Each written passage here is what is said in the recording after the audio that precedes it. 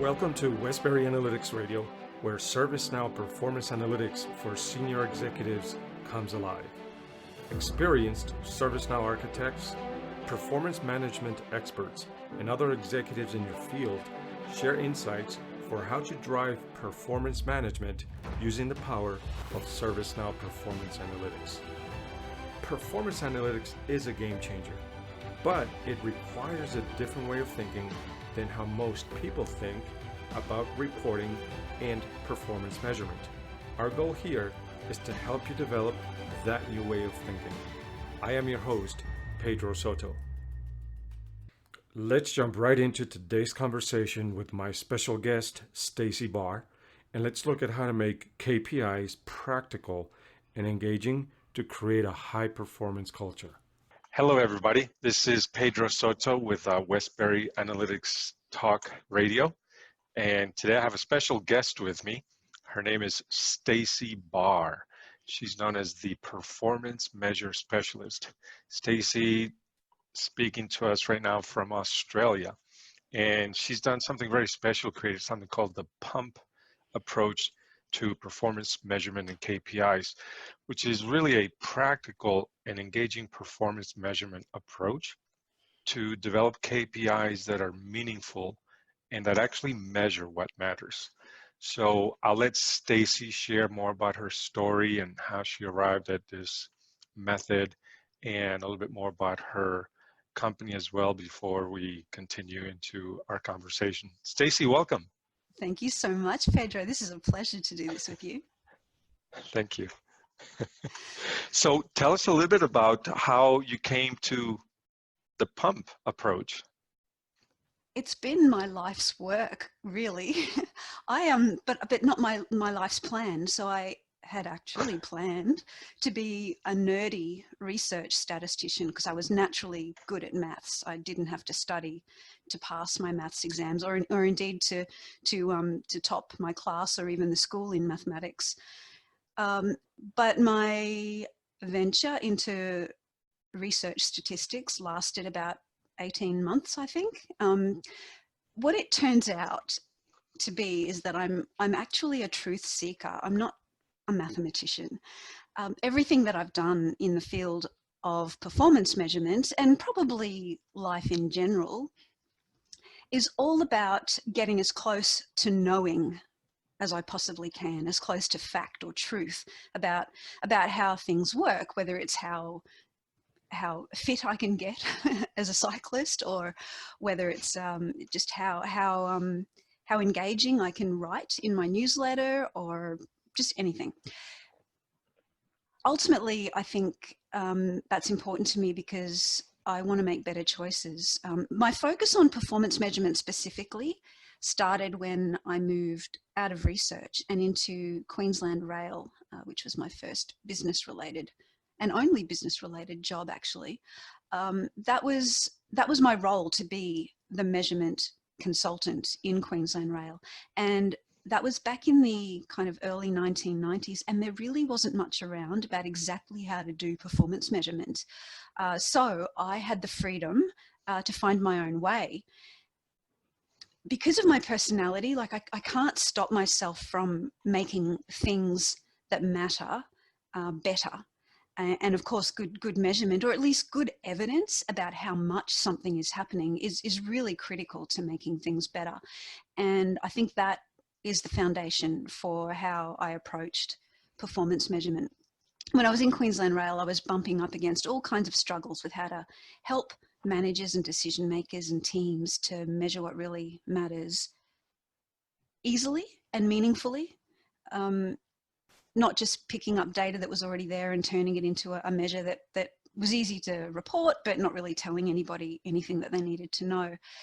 So there were all kinds of struggles that we had. And each time I bumped up against a struggle, I'd try to find a way to make it better, to fix it.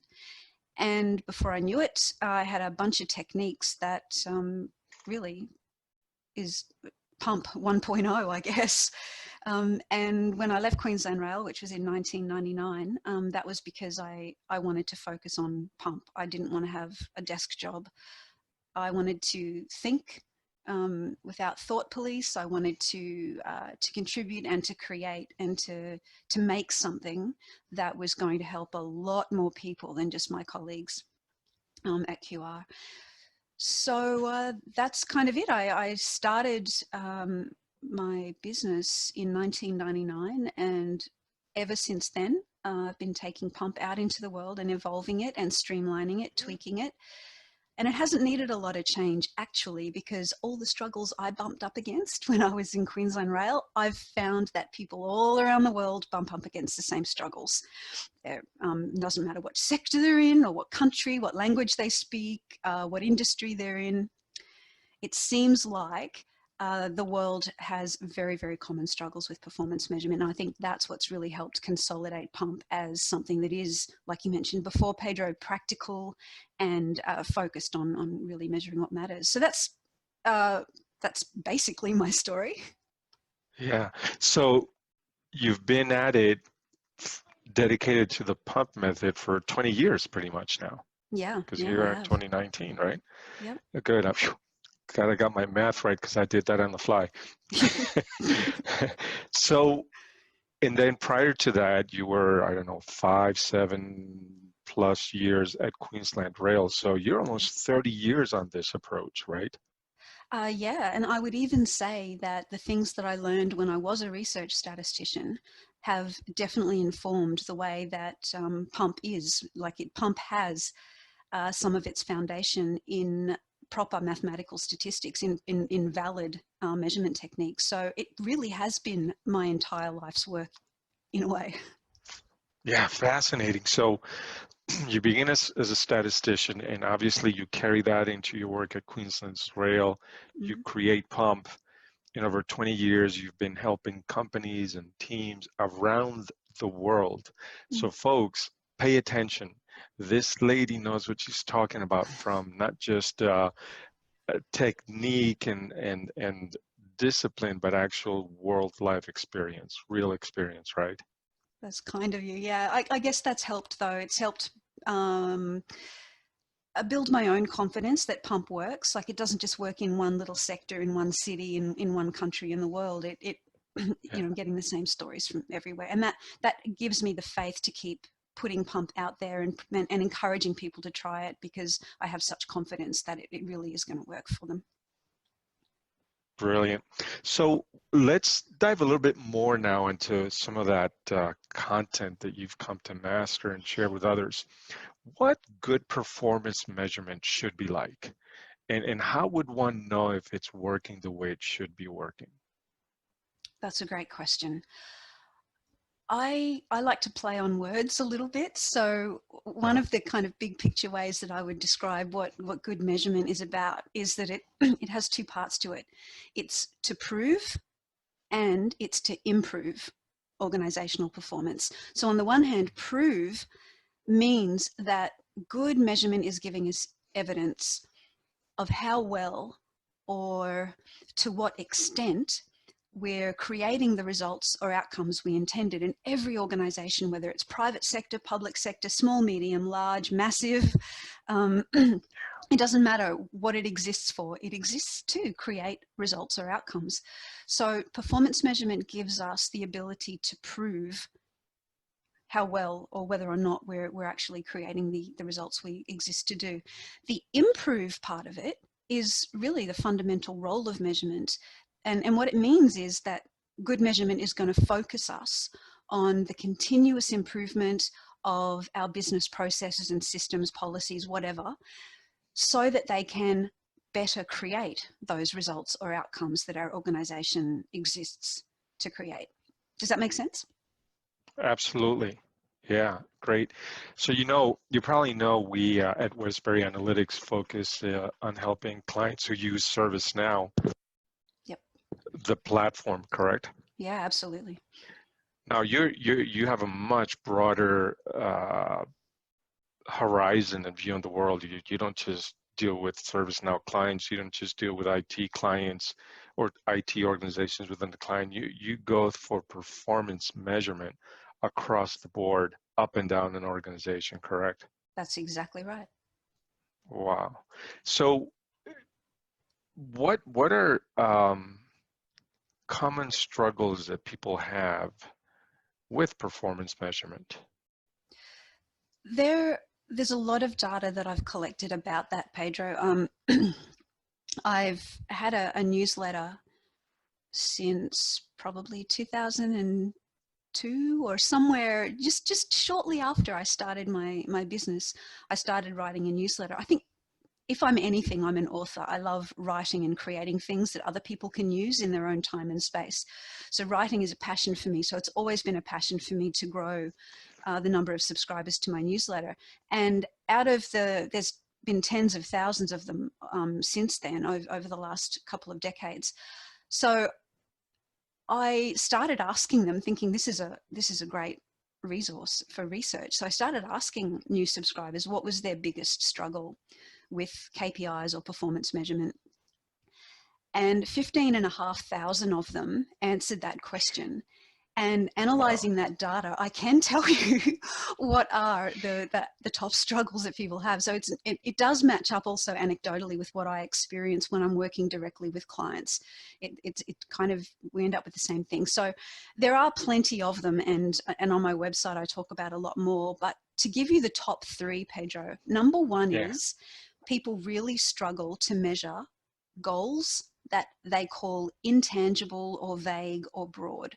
So these can be strategic goals, they can be team goals, they could be project or program goals, but often they're written in a way that makes them seem like they're really intangible. And when it's intangible, of course, it can't be measured, because measurement's about evidence of what we can observe, but an intangible goal doesn't describe what we can observe. So somebody might write a goal like, we want to enhance the efficiency and effectiveness of all that we do. And that sounds like such a noble goal, but it's intangible. Nobody can imagine or visualize what they might observe if that goal was happening, and therefore they can't measure it.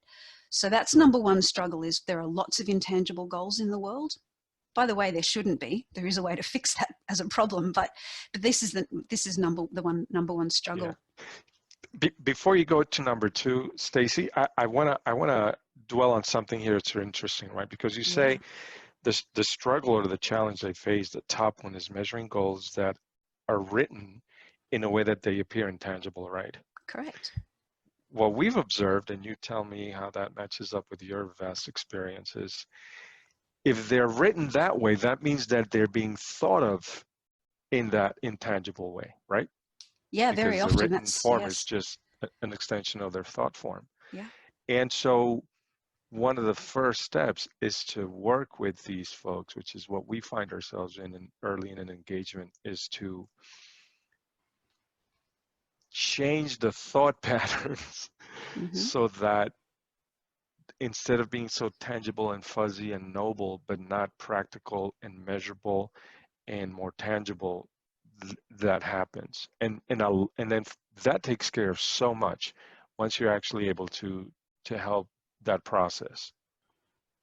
That's right. It's like the linchpin in the process. If you don't get that thinking clear, like you're doing with your clients, Pedro, the rest of the measurement process is a battle. It's really hard work, Yes. and you often don't end up with anything good coming out of it. But I'll add to that, if goals are intangible and the thinking about them is kind of vague and intangible as well, they're really hard to communicate to people. So if an executive team has a bunch of intangible strategic goals, it's so hard to get the rest of the organization to understand the direction that the organization's going in, and therefore to contribute to the execution and achievement of strategy.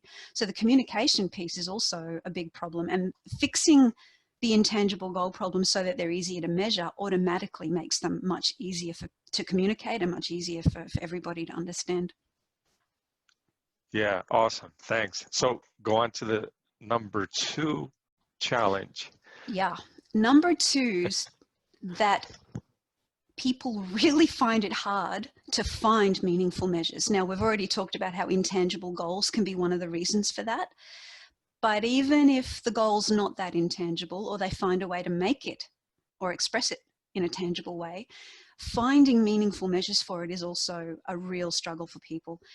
that they've got methods that they use to try and find the measures, like they'll have Yes. brainstorming workshops, or they'll go and look at databases of measures that different organizations might keep, or they'll go and read an expert's blog on what they should be measuring in their industry or whatever.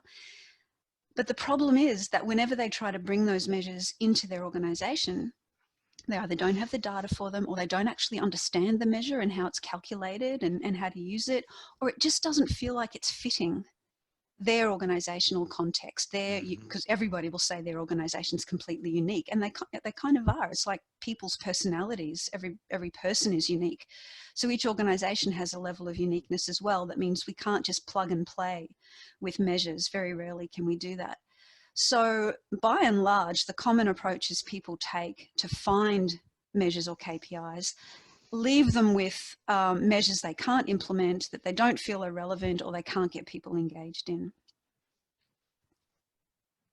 Yeah, and what we have seen is, as a result of that challenge that you just cited, is in the world of service management, is that there's this smattering of reports and data structured in ways that really don't have a framework, an organizing principle. Because of course the first challenge wasn't taken care of, which is how to think in outcome-based, tangible ways of defining their outcomes. But then when they go off and start creating reporting, there's a lot of reporting, but there's no organizing framework or principle to it. And so people just literally are flooded, swimming in data, but without really a direction to it, a purpose to it. Well said. I agree with you. I see that all the time as well. Yeah, excellent. Great. What's the third one? And we'll stay at 3. We will stay at 3. The third one is one that people don't think there is a solution for. In fact, there's a solution for all these struggles, but this third one is one that people feel completely stuck by. And it's getting other people, like their colleagues or specific managers or leaders, getting them engaged in measuring performance. And there's a good reason for this struggle, because a lot of performance measurement historically in most organizations has been related to blame and judgment. And so when somebody is asked to be involved in coming up with new measures, what they feel like they've been invited to help create is a rod for their back, some piece of information to beat them over the head with. And so this bad history of measurement has led most people to not trust it and to feel threatened by it. And so they don't want to get engaged in it. And that's a really big struggle to overcome. Yes. Wow. So I have this thesis or theory in our market, the market that we work in at Westbury Analytics, which is the service management market, be it in IT or HR or customer support. And specifically, so ServiceNow is a platform that truly has revolutionized the way organizations can structure their processes. The platform is just the next phase, the next level, the next generation. And so when clients go from their previous generation service management technology platform that they were using, and they jump to ServiceNow, there's a huge benefit perceived just by virtue of switching. And what I have observed, and I've sort of bounced this off of other people in our ecosystem, is that there's a 12 to 18 month payoff and enthrallment with the amazing benefits of the new platform in cost reduction, efficiency, process improvements, and all that. But what I've also noticed is that the performance measurement is still not gaining traction at a significant level. There are definitely the leaders, like there are in any ecosystem, that are doing it, but the vast majority don't. And my theory, my thesis is that there's going to come a point where many peers and competitors in different industries have gotten those benefits of moving to this new platform, and they're going to start to have to figure out how to really improve and do that continuous improvement. And I think this third point is probably what really has to be addressed, because the historical experience of reporting in our world has been exactly what you described. People using reporting as a stick, as a blame, as pinning blame, and in the guise of accountability. That's in air quotes. Yeah. So I would love to hear from you some stories or anecdotes of how you've addressed that, how you've worked on that third point, or how do you approach it? There are a few things that that I think are really important for every organization to think on if they want to increase the engagement in measuring. I think the first is to completely stop using measures to judge people in any way. And this is really, really hard, Pedro, because a lot of organizations have locked in to using KPIs and performance measures in employee performance appraisal. And they feel like without measures, they can't manage their people. And I think that's a fallacy. In actual fact, the more we use measures to manage our people, the more we drive dysfunctional behavior, as well as a distrust in measurement. And so people are less likely to use measurement, and therefore they can't satisfy that second piece of what measurement's all about. I mentioned before, prove and improve. They're not going to use information to improve. And if they're not going to use information to improve, then improving is going to be random and luck based. And organizational performance actually deteriorates. So trying to measure people to manage their performance in effect makes organizational performance worse. So that's the first thing that's really got to go. The other thing I think we've got to do to address this lack of engagement in measurement problem is to acknowledge that mostly there never really has been a performance measurement methodology, and so therefore performance measurement has not been treated seriously as a deliberate management process. And what's happened instead is that a bunch of what I call bad KPI habits or bad measurement habits have evolved into common practice. So everybody thinks this is the way you're supposed to do measurement, but it's actually causing problems and struggles with measurement that make it hard for people, and that also destroys engagement. So I think the next thing to fix is to realize that measurement really is a deliberate process that needs a proper design framework, so that it is easy for people to do well and to do in a meaningful way. One of the things that I see time and again, which is probably my favorite experience when I'm helping people with measurement, is in PUMP, which has 8 steps. Step 3 is about designing meaningful measures. Incidentally, step 2 is about what you were talking about before, Pedro, about making intangible goals measurable or tangible. Step 3 is when we get to actually designing the measures. And there's a technique we use to do that. It's got 5 steps. And one of my favorite reactions when people get through that measure design technique and create a measure for their goal is they'll sit there with a moment's silence and then just go, I am so excited about this. And to have someone say they feel excited about a measure is exactly what we want the experience to be like. That's engagement. When someone feels excitement for a measure they've just created, we know that we've got their engagement.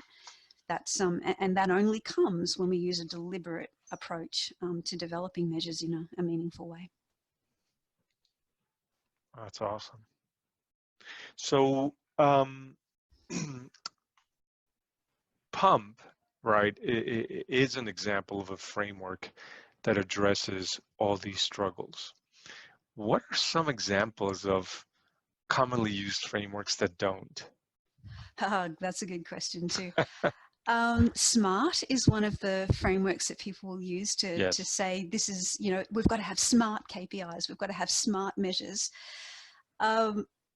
SMART is an acronym that's kind of changed a little bit since it was first introduced, but specific, measurable, achievable, relevant, and time-bound is what it's an acronym generally for.